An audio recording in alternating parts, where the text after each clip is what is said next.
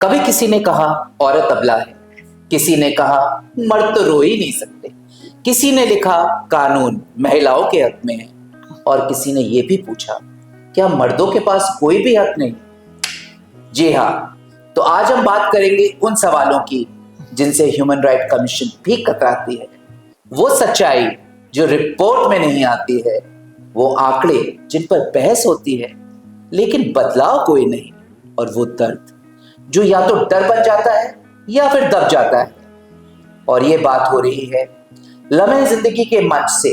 वरुण बंसाली और निखिल कपूर की सोच से निकला वो डिजिटल सफर जो जहां और जिसमें हर इमोशन, हर सवाल, हर चुप्पी अपने बोलने का हक मांगती है, जो कि बेहद जरूरी है। तो आज के ओपन टॉक में हमारे साथ है Neena Gupta ji, human right commission के अध्यक्ष। नीना जी नमस्कार। हमारा सौभाग्य है कि आप हमारे साथ हैं और उनके सामने है वो सवाल जिनके जवाब हर लड़की, हर लड़के, हर माँ बाप और हर सिस्टम को झिझोड़ सकते हैं। तो स्वागत है ओपन टॉक विद लम्हे जिंदगी के में। यहाँ ना कोई पक्ष है ना कोई पर्दा, सिर्फ असली सवाल और बिना मेकअप की सच्चाई। तो चलिए शुरू करते हैं, बने रहिएगा। तो नीना जी, सबसे पहले तो अपना एक रैपिड फायर राउंड होता है जी, उसको शुरू करते हैं। तो पहला सवाल, महिलाओं के अधिकार या पुरुषों के, किसका ज्यादा उल्लंघन होता है? पुरुषों के। घरेलू हिंसा क्या हमेशा दोष पुरुषों का ही होता है? नहीं। मी टू या ही टू, कौन ज्यादा अनसुना रहा? ही टू। क्या पुरुष भी पीड़ित होते हैं या सिर्फ आरोपी? Depend on the circumstances. सबसे ज्यादा ह्यूमन राइट कंप्लेन किस जेंडर से आती हैं? फीमेल्स। क्या बेटियों को जरूरत से ज्यादा संरक्षण मिल रहा है? नहीं, बेटों को भी मिलता है। इक्वल पे या इक्वल मिलता है। इक्वल पे या इक्वल पेन, असली लड़ाई किसकी है? बोथ। आज की तारीख में तो बोथ ही इक्वल पेन है। जेल में बंद महिलाओं और पुरुषों के हालात कौन ज्यादा बुरा झेलता है? दोनों ही झेलती हैं, क्योंकि अंदर जो जेलर है और अगर उनका बात नहीं मानी जाती है या कुछ होता है तो दोनों ही झेलते हैं, लेकिन पुरुषों पे ज्यादा अत्याचार होता है। पुरुषों पे? हाँ। ओके, चलिए इस बारे में कभी पॉडकास्ट दोबारा करेंगे, बिकॉज ये भी टॉपिक अपने में काफी संवेदनशील है। बिल्कुल। क्या पुरुषों के पास भी कोई हेल्पलाइन होनी चाहिए? बिल्कुल होनी चाहिए। मैं चाहती हूँ आज की तारीख में पुरुषों के लिए हेल्पलाइन होनी चाहिए। कमीशन की पहली इंस्टिंक्ट महिलाओं का समर्थन या निष्पक्ष जांच? महिलाओं का समर्थन ही होता है ज्यादातर, लेकिन मैं चाहती हूँ कि निष्पक्ष जांच होनी चाहिए। तो ये था रैपिड फायर राउंड, जिसमें आपने देखा नीना जी ने बिना शब्दों को तोड़े मड़ोड़े सिंपल सीधे जवाब दिए हैं। तो अब हम आते हैं अपने पहले क्वेश्चन पर। क्या ह्यूमन राइट का कानून खुद एक जेंडर बायस का शिकार है? नहीं, मैं ये नहीं कहूंगी जेंडर बायस का शिकार है, क्योंकि हमने अभी कई पुरुषों की बहुत मदद करी। अभी से नहीं करी है, 2015 से कर रहे हैं हम। कई पुरुष जो हैं वो बहुत परेशानी में होते हैं, तो हम उनकी परेशानी को हल करते हैं। हम लड़कियों को भी समझाते हैं, लेकिन मोस्टली 90% जो है, कई बार ऐसा होता है कि केस की दिशा अपने आप ऑटोमेटिकली मुड़ जाती है अगर हम लड़कों का पक्ष लेते हैं। लड़कियां बायस हो जाती हैं हमसे। इसीलिए अगला क्वेश्चन ये है, फॉल्स रेप केसेस में पुरुषों की जिंदगी बर्बाद हो जाती है। क्या कमीशन ऐसे मामलों में खुलकर सामने आती है, निष्पक्ष बोलती है? देखिए, मैं इसमें तो आपको क्या जवाब दूं, क्योंकि हमारे समाज में जो हमारा समाज है वो औरत को एक अबला नारी समझता है। वो सोचता है अब नहीं रह गई है। तो मैं सोचती हूँ कि जो फॉल्स रेप है, जो बड़े बड़े हमारे वकील साथी हैं, जज हैं, उनको सब पता होता है कहाँ गलत है कहाँ सही है, लेकिन कानून हमारा थोड़ा बदलना चाहिए। हमारे धाराएं बदलनी चाहिए, जिससे उन बच्चों को जो पीड़ित नहीं है उनको राह मिले। बिकॉज फैक्ट्स सब वही रहते हैं। बिल्कुल है ना? बिल्कुल। टेस्ट सारे वही रहते हैं। बिल्कुल। बट रीजंस डिफरेंट हो जाते हैं। आप देखिए, आज की तारीख में ऐसा कोई नहीं कह सकता, मदर्स भी जानती हैं, फादर्स भी जानते हैं, आज 90% बच्चे लिविंग में रह रहे हैं। है ना। जब उनका लिविंग रिलेशन बिल्कुल ठीक चल रहा होता है, मैं कई बार देखती हूँ, मैंने देखा है मेरी सोसाइटी में भी कि पेरेंट्स आके रह रहे हैं उन बच्चों के साथ, मदर्स आ रही हैं, कोई इशू नहीं है। लेकिन जैसे ही बच्चे थोड़े अच्छे बेटरमेंट उसमें जाते हैं तो अलग हो जाते हैं। वो ही लोग, आप लड़कियां मोस्टली 90% लड़कियां जो है ना, उन पे रेप का केस लगा देती। 376 and 375 is the normal, that's a very easy way to कि अच्छा तुमने मेरे साथ ये किया। मैं बताती हूँ आपको। क्या आपने कभी ऐसा केस देखा है जहां महिला ने अपने अधिकारों का दुरुपयोग किया हो और पुरुष ने आत्महत्या कर ली हो, या कुछ ऐसा किया हो कि वो डिप्रेशन मोड में चला गया हो? बहुत सारे केस हैं ऐसे। तो ऐसे केसेस में आप क्या करते हैं? हम अपनी तरफ से बहुत समझाने की कोशिश करते हैं, लेकिन क्या है कि सिस्टम जो है ना हमारा, वो सिस्टम हमारा साथ नहीं देता है। जिसमें मैं नाम नहीं लूंगी किसी का भी, आप सिस्टम में किसी को भी ले सकते हैं, प्रशासन को ले सकते हैं, लॉयर्स, किसी व्हाटएवर, वो लोग उन बच्चों को अलग से एक सिनेरियो दे देते हैं कि आपके लिए ये कर देंगे, हम आपके लिए वो कर देंगे, आप हमारे कहना अनुसार चलें। तो वो उनको लगता है कि नहीं, ये बिल्कुल हम ठीक कर रहे हैं। तो आपका कहने का मतलब है कि हर केस कहीं ना कहीं पॉलिटिकली बनाया जाता है ना। और सिस्टम चेंज कैसे होगा? सिस्टम कैसे चेंज होगा कि हमारे पुलिस ऑफिसर्स अच्छे से काम करें, हमारा जो कोर्ट ऑफ जिसको कुछ भी कहें, हमारे कोर्ट बहुत अच्छे से चले, वकील बहुत अच्छे से चले, हमें न्याय कोर्ट कहते हैं, मैं कई ऐसा नहीं है, जो जज वहां बैठा होता है उसको सब पता होता है क्या सही है क्या गलत है, लेकिन वो कहते हैं ना कानून अंधा होता है। तो वो एविडेंस देखता है, अगर एविडेंस जो है वो लड़के के खिलाफ है तो यू कांट हेल्प इट, जबकि वो इनोसेंट है। हाँ। लेकिन एविडेंस उसके खिलाफ है तो हम तो एविडेंस, जज तो एविडेंस देखता है।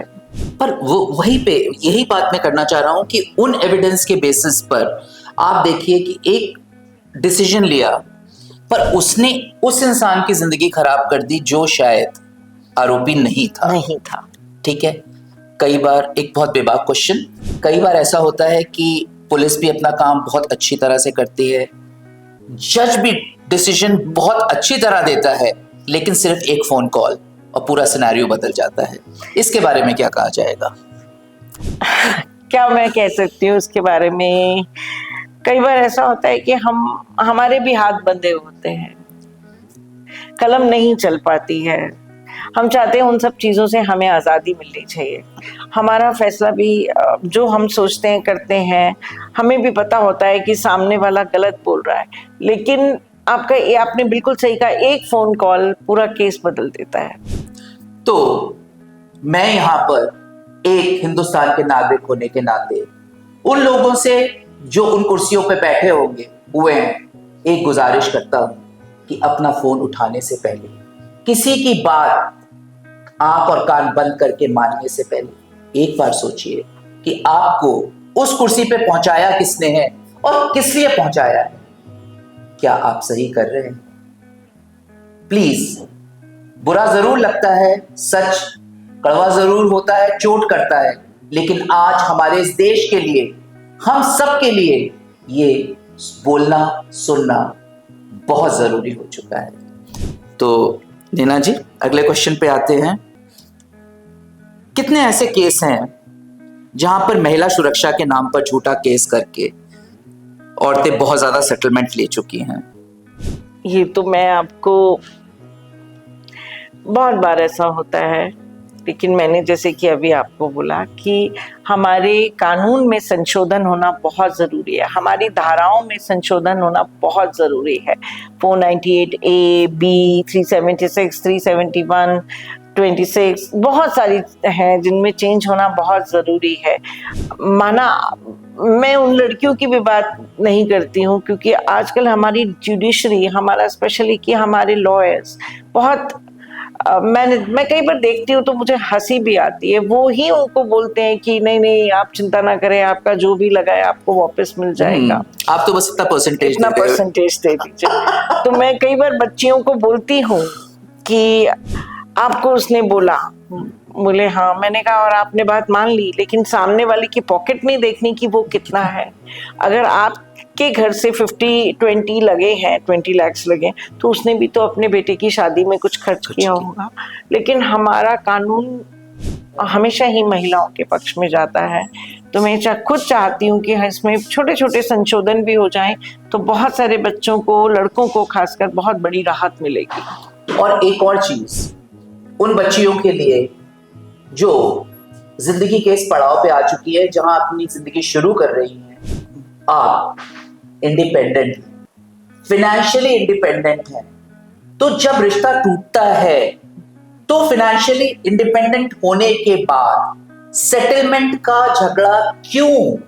सेटलमेंट का नहीं, एक सेकंड, सॉरी, सेटलमेंट ठीक है, इट्स ओके, आप कुछ मांगना चाहते हैं, बट जब आप फाइनेंशियली इंडिपेंडेंट हैं तो आप अपना वो एक क्यों खोना चाहते हैं? आप किसी के भरोसे क्यों हैं?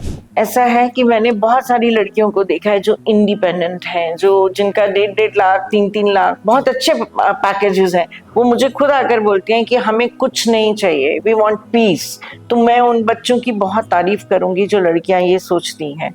कई हैं जो अच्छे पैकेजेस ले रही है, व्हाटएवर उनके साथ क्या हुआ क्या नहीं हुआ, हो जाते हैं, जिंदगी है, हो जाते हैं क्लैशेस, सब कुछ हो जाता है। पहले मैं उनको बोलती हूँ कि जितना गुस्सा है ना, जितना भी है, उसको फ्लश इट ऑफ करो। उसके बाद आराम से बैठो, आराम से बैठ के सोचो कि तुमने जिंदगी को 30 साल दिए हैं अपने, तुम्हारे पेरेंट्स ने बहुत मेहनत करके लड़का ढूंढा, शादी करी, उसके बाद तुम नहीं जम रही, तो ठीक है, बैठो सोचो हम कहाँ गलत है। फिर भी नहीं बनती है तो लड़कियां, मैं उनको बोलती हूँ तो लीव दैट प्लेस, शांति से जाओ। यह आकाश आपका है, इसको जी भर के अपनी मुट्ठी में कर लें और यू विन द रेस। तो मैं आज भी यही कहूंगी कि कई लड़कियां बहुत अच्छी हैं, थाउजेंड्स, जो मुझे आके बोलती हैं we don't need anything, just compromise. So hats off to those girls. या डेफिनेटली ये उन लड़कियों के लिए एक उदाहरण बन रही हैं जिनको ये बात सीखनी बहुत जरूरी है। अब जैसे छोटा सा एक पीछे आया था, उसके ऊपर मैंने भी कहीं कुछ लिखा था कि हस्बैंड 10,000 रुपये शायद पर कमाता था, कोर्ट ने सेटलमेंट किया कि उसे महीने के 20,000 रुपये या 25,000 रुपये वाइफ को देने हैं। उसके बाद ये केस दोबारा कोर्ट में गया। तो ये भी ऐसी चीजें हैं जो सुनने में लगती है कि क्या हो क्या रहा है। ऐसा है कि लड़कियां बहुत इंटेलिजेंट है। आज की तारीख में मोबाइल ने उनको इतना सक्षम कर दिया है, मुझे कई बार सक्षम कर दिया है कि बिगाड़ दिया है? सक्षम कर दिया है। They are intelligent. मैं जो चीज मैं नहीं कर सकती हूँ वो लोग कर लेते हैं।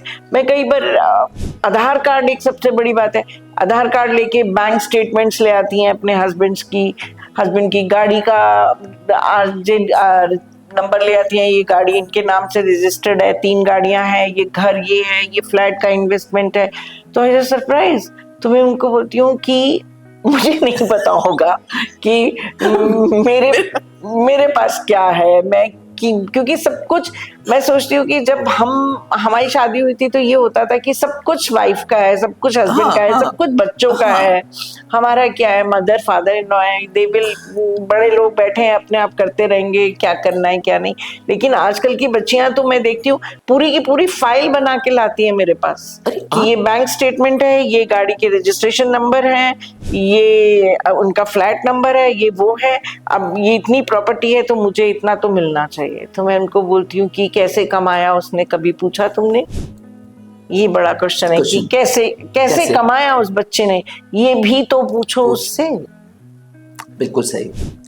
इसी बात पे नीना जी ध्यान आया कि पुराने टाइम में जब शादियां हुआ करती थी, जो भी बच्चे को दिया जाता था, किया जाता था, जो भी खर्चे होते थे, कभी माँ बाप नोट नहीं करते थे। नहीं। आज की डेट में तो शादी जिस दिन तय होती है तब से लेके एक एक खर्चे की एक फाइल बनती है, कितने का शगन दिया, कितने का शगन किसको दिया, क्या दिया।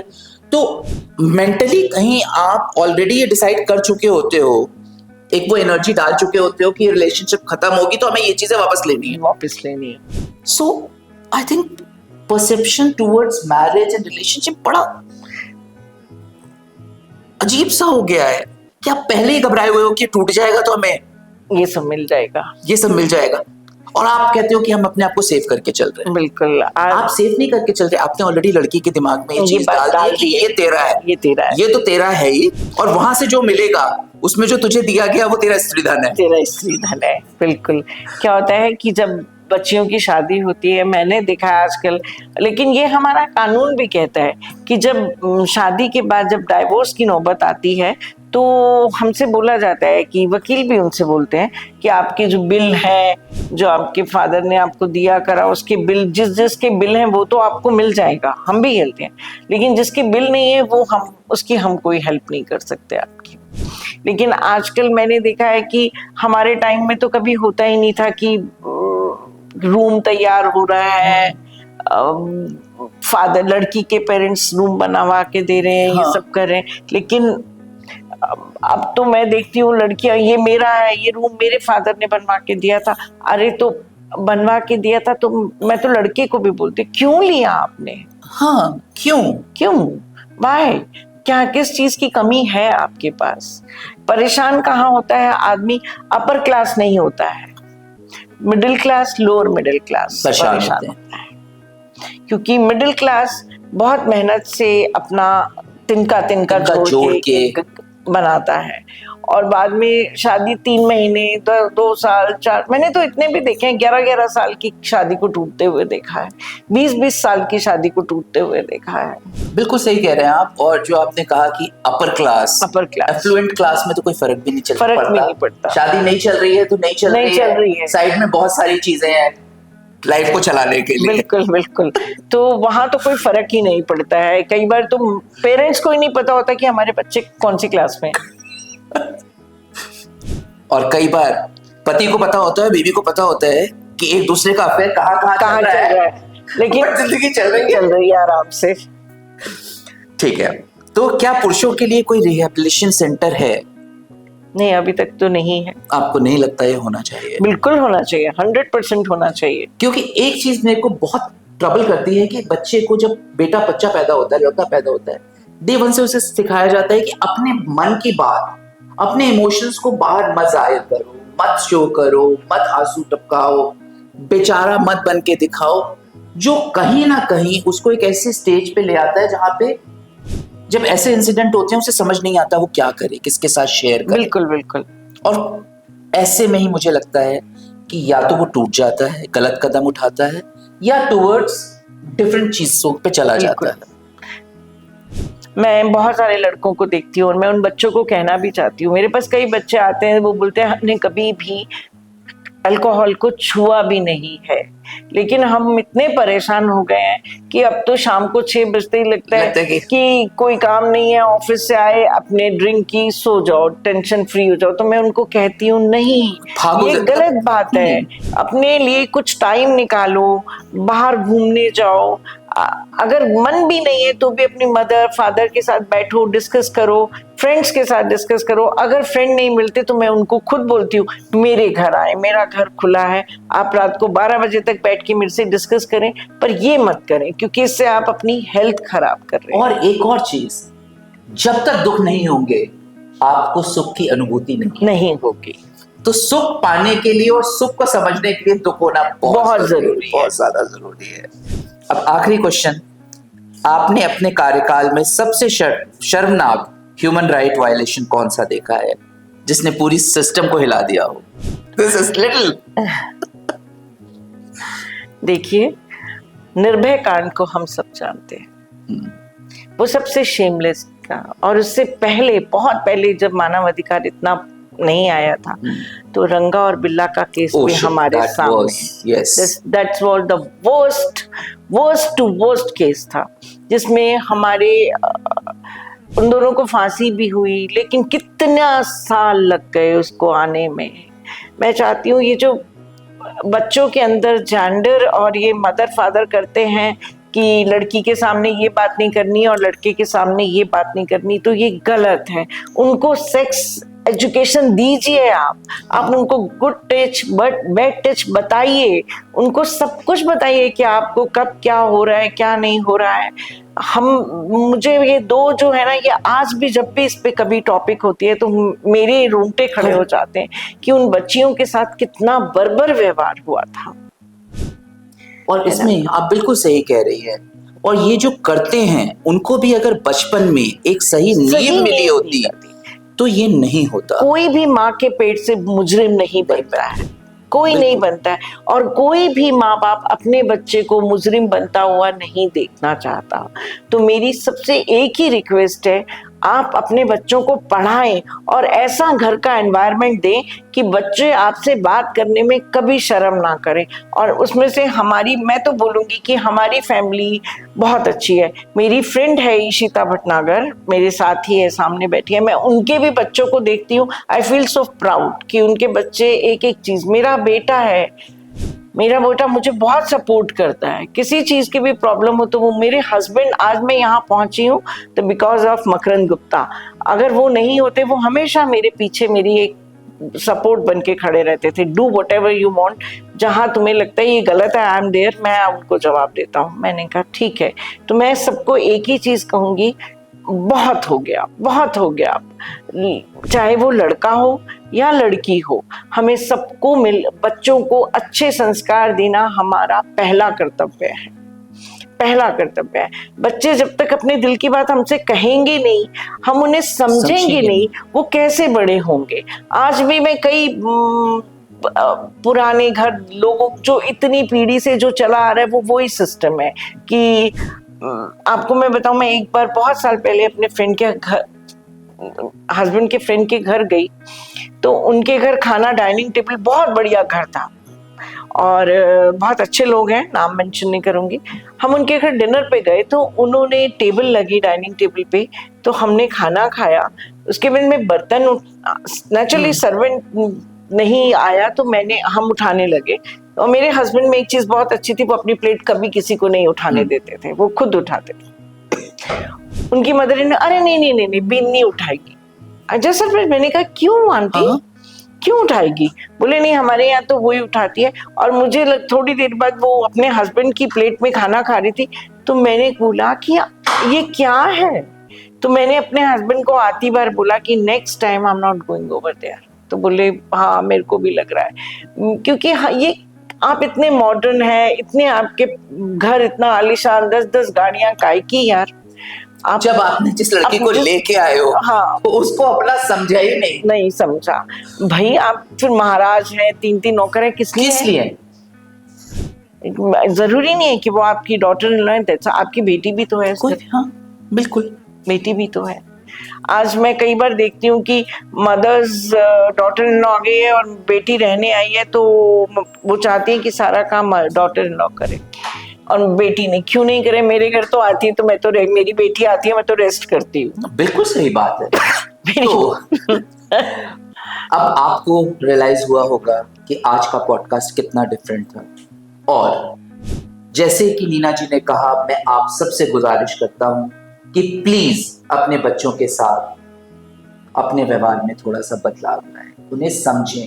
क्योंकि जब बच्चे बाहर जाके अपनी प्रॉब्लम शेयर करना शुरू करते हैं तो उनको वो जवाब, उनको वो रास्ते नहीं मिलते जो एज पेरेंट्स हम दे सकते हैं। बिल्कुल। और ये आपने अभी एक मुझसे पूछा, मैं आप सबको बताना चाहती हूँ, मर्द रोते हैं। मैंने कितने लड़कों को रोते हुए देखा है, मेरे पास बहुत रोते हैं। वो अपने आंसू किसी को नहीं दिखाते हैं, लेकिन वो जैसे ही मेरे पास आते हैं तो मैं उनको जब बात करती हूँ, समझाती हूँ, तो वो रोने लग जाते हैं कि काश 5 साल पहले ये हम आपके पास आ गए होते। तो मैं चाहती हूँ कि आप सब दोनों, बेटा बेटी दोनों को अच्छी एजुकेशन दें, अच्छे संस्कार दें। माना कि आज ह्यूमन राइट दूसरे जितने भी सब लड़कियों के तरफ हैं, लेकिन हमें लड़कों के लिए भी कुछ करना चाहिए। मतलब हमें ये समझना चाहिए कि ह्यूमन राइट पे अगर हमारा अधिकार है तो सामने वाले का भी उतना ही होना चाहिए। सो आज का पॉडकास्ट यहाँ कंक्लूड करते हैं। जल्दी ही मिलेंगे आपसे अगली चर्चा पर। तब तक के लिए नीना जी बहुत बहुत धन्यवाद आपका आने के लिए। आपने मुझे बुलाया। Please, it Very was a thankful to pleasure. you.